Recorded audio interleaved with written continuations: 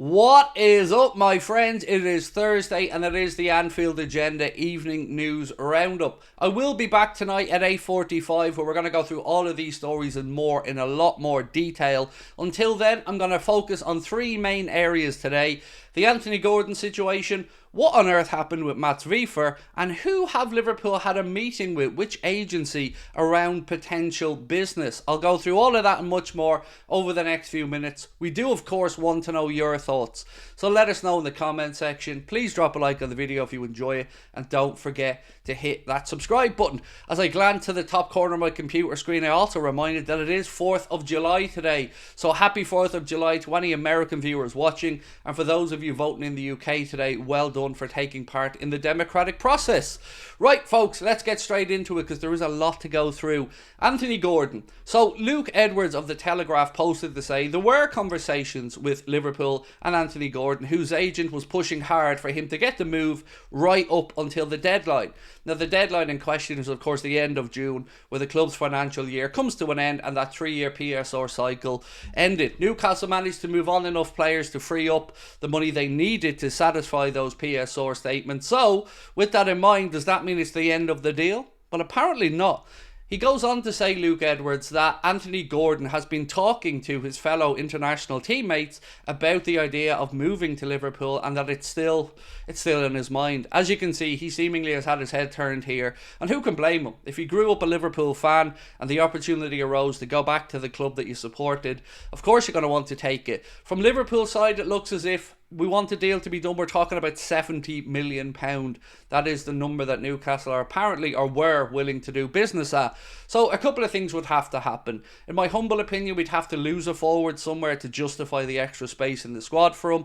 But it would be a decent signing for me, and one that I think would pay itself back over the coming 3, 4, 5 years as Anthony Gordon continues to progress. What I can say to you with any certainty is how strong Liverpool's attention to detail is in this window, because I'm really getting confused. I'm going to move on to talk about Mats Vier now, and that'll probably give you more of an indication as to why I'm not fully sold on us having a master plan for this window. But Anthony Gordon, for the right price, I think, yeah, it's a decent deal, but it wouldn't be much more than that 70 million. I think that's probably the very top for me that I'd be willing to see Liverpool part with for Anthony Gordon. Now, Mohamed Salah, well, apparently Liverpool have no concerns with Mohamed Salah being upset or anything about the fact that he hasn't been able to go away with Egypt to the Olympics. It was discussed with Mo, it was discussed with the Egyptian FA, and it seems like all parties concerned are happy enough that he's not going. Now, that's good news for us because it means he gets a full pre-season. We mentioned yesterday as well that Wataru Endo wouldn't be going away with Japan to the Olympics. So again, good news for Arne Slot and that he will have these guys ready and focused for pre-season.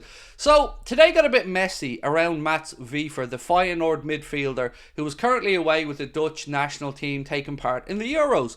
This story from the Telegraph coming out of the Netherlands says Liverpool are still making frantic attempts to sign Mats Vier, but they seem to have taken action too late. Feyenoord have a verbal agreement with Brighton for €30 million plus large bonuses.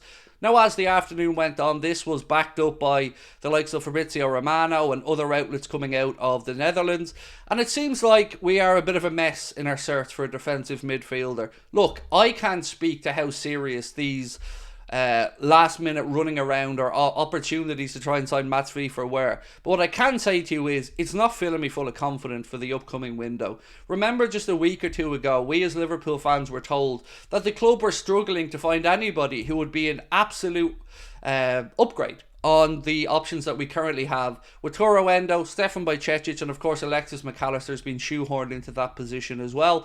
It seems like we're still messing about, and it's not a good look. I don't know the ins and outs of exactly what happened with Mats Vier, but there hasn't been many denials of Liverpool's late dash to try and sign him.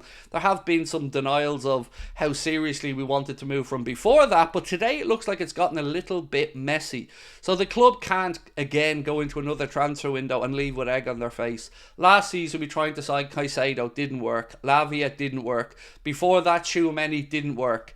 And if we can't get Mats Vier, who was chosen to go to Brighton, if he indeed was the one that Liverpool wanted to go after, this is just embarrassing at this point.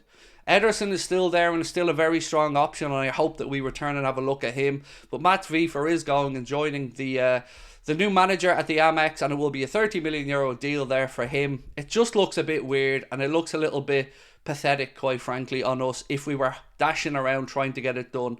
Again, this coming from 1908 Netherlands, who are a Feyenoord fan account, to say Vier has reached a personal verbal agreement with Brighton and will travel to England this week to finalise the transfer. And our friends at Anything Liverpool posted to say, some hijacking that is from Liverpool. Yeah, it wasn't great, and it just makes us look, well, a little bit weak again in the market, in my humble opinion. What have we been doing? What have we been doing since Arne Slot was announced, since the summer window opened? I think it's getting a little bit concerning in all honesty, but there is time, so I'm not going to go too far in. Now, I did warn you guys that Liverpool had met with an agency today. It is George Mendes and the Guest a Few agency. Spy on Cop posted to say, although the George Mendes agency Guest a Few are holding a meeting with Liverpool representatives today, he's reliably informed that it's not about a move for Wolves winger Ryan Aït-Nouri. So, what could it be about? We do have some Guest a Few players at the club. We've always had a good relationship with them. And I wonder what Liverpool are doing. You know, we've heard Michael Edwards say previously that transfer windows and business are all about relationships, and thankfully we do have a good relationship with the Guest a Few agency. Fabinho, Diogo Jota, amongst others, were players that Liverpool have previously brought in from George Mendes agency. What we're doing right now, I don't know, but I do hope there's been some serious business there getting discussed, because we are now 3 weeks into the summer transfer window. Our competitors are starting to get business done, and whilst I do realise that we're a little bit behind the 8 ball here, in that we've a new manager in, a new backup setup, a new sporting director, we still have to be active, and we have to give Arne Slot as much time as possible to work with those new players, both before and obviously during that trip over to America for pre-season.